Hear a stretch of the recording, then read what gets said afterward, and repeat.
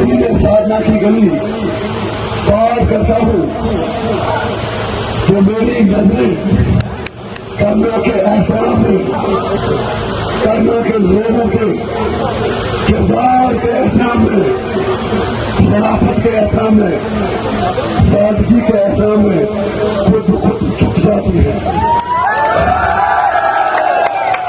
ईमानदारी से कहता हूं, और जब भी मुझे करने का प्रोग्राम त्योहार देव गुरु से पहले हो रहा था, त्योहार हुआ तो मुझे लगता था कि जैसे आज मेरी ईद है। आज मेरा प्रोग्राम 2 कॉन्स्टिट्यूशन का है, करना आज हमारा। मैं अपने साथियों से पालना पड़ रहा हूं कि मुझे आज की रात करना जवानों के साथ गुजारने दीजिए। करना के लोग मेरी तरह सिलसिले लोग हैं, तंग नजर जाहिर नहीं में काफी